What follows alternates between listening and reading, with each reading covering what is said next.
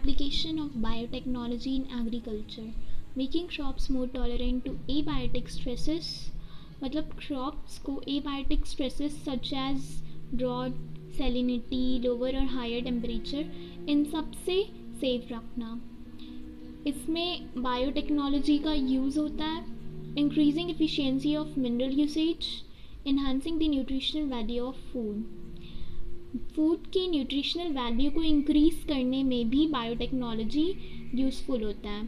For example golden rice, यानी कि common rice में अगर हम विटामिन ए का जीन इंट्रोड्यूस करा दें तो वो गोल्डन कलर का हो जाता है और वो विटामिन ए से एनरिच्ड हो जाता है.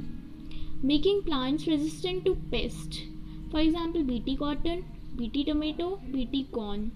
Here Bt is derived from Bacterium Bacillus thuringiensis. Plants को पेस्ट रेजिस्टेंट बनाने के लिए भी बायोटेक्नोलॉजी का यूज़ होता है. This bacterium contain an inactive toxic protein which is produced from a gene known as cry gene. Bacillus thuringiensis एक ऐसा बैक्टीरिया है जिसके अंदर एक जीन होता है जो एक इनएक्टिव टॉक्सिक प्रोटीन बनाता है. These genes are introduced in a plant so that when the insect try to harm the plant and it ingests the inactive toxin. इस जीन्स को हम प्लांट्स में जब इंट्रोड्यूस करते हैं और जब इंसेक्ट उन्हें हार्म करने के लिए जाता है और वो गलती से उस जीन को इंजेस्ट कर जाता है तो वो इनएक्टिव टॉक्सिक जो प्रोटीन रहता है वो एक्टिव बन जाता है.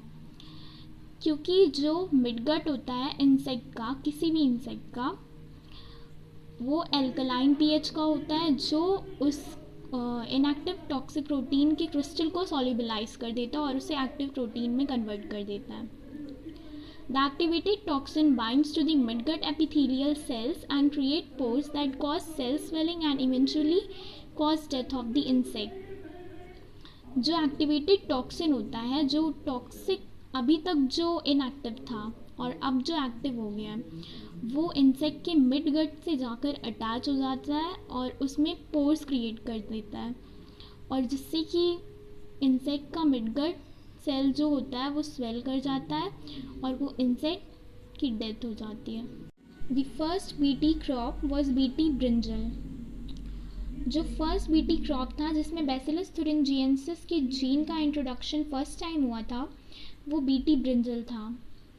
Now here are some specific genes depending upon the pest they resist for.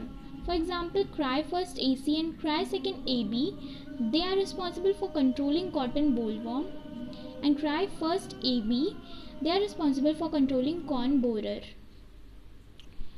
Now here is the another technique which is used to make plant pest resistant, which is known as RNA interference. A nematode named Meloidegain incognitia infects the roots of a tobacco plant and causes root knot. To prevent this infestation, RNA interference was adopted. जो second technique है pest resistant plant बनाने के लिए वो RNA interference होती है. एक ऐसा नीमाटोड जो फाइलम नीमाटोड को बिलोंग करता है और मेलोइडेगाइन इंकॉग्निशिया उसका नाम है. ये मेनली टोबैको प्लांट के रूट्स को इफ़ेक्ट करता है जिसकी वजह से टोबैको प्लांट के रूट नॉट हो जाते हैं और इससे टोबैको प्लांट के यील्ड प्रोडक्शन में रिडक्शन होने लगा था, जिस वजह से इसे ख़त्म करने के लिए RNA इंटरफेरेंस टेक्निक इंट्रोड्यूस हुई थी. This method involves the silencing of mRNA which means to prevent the translation of mRNA. इस मेथड में mRNA को साइलेंस किया जाता है. Silencing of mRNA simply means to interrupt the whole process of central dogma so that the protein cannot be made.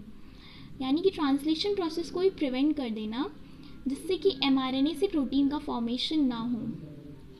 Now using specific vector of plant that is agrobacterium. Agrobacterium जो plant का vector होता है, the DNA is introduced inside the host plant. Host plant में यहाँ पे tobacco plant उसमें DNA का introduction होता है यूजिंग वेक्टर. एग्रोबैक्टीरियम वेक्टर का यूज़ करके डीएनए का इंट्रोडक्शन होस्ट प्लांट में होता है such that it produce both sense and antisense RNA.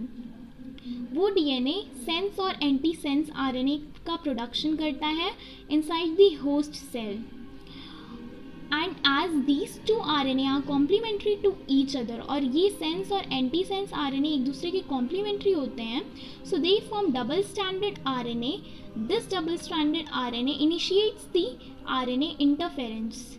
ये दोनों सेंस और एंटी सेंस आरएनए एक दूसरे के कॉम्प्लीमेंट्री होते हैं, तो ये दोनों कंबाइन होकर डबल स्टैंडर्ड आरएनए बना लेते हैं, और ये डबल स्टैंडर्ड आरएनए इंटरफेरेंस की टेक्निक को इनिशिएट करता है।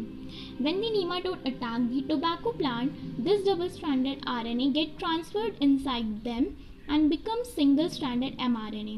जब निमाटोड मिलोइडिगाइन इंकॉग्निशिया अटैक करता है टोबैको प्लांट पे, तब ये डबल स्ट्रैंडेड आरएनए उस नीमाटोड में ट्रांसफ़र हो जाता है, और वहाँ पर जाकर ये डबल स्ट्रैंडेड से सिंगल स्ट्रैंडेड एमआरएनए का फॉर्मेशन कर लेता है, और ये उस नीमाटोड के एमआरएनए को साइलेंस कर देता है उसके साथ कंबाइन होकर, due to which the specific protein is not made and the nematode could not survive. जिसकी वजह से, क्योंकि ये जो कॉम्प्लीमेंट्री सिंगल स्ट्रैंडेड एमआरएनए था जो इसके अंदर इंट्रोड्यूस्ड हो गया था फ्रॉम दी होस्ट सेल, वो इस नीमाटोड के एमआरएनए को साइलेंस कर देता है, तो इस नीमाटोड का जो स्पेसिफिक प्रोटीन होता है वो नहीं बन पाता है, जिस वजह से जो नीमाटोड होता है वो उसकी डेथ हो जाती है और वो सर्वाइव नहीं कर पाता है। Thank you.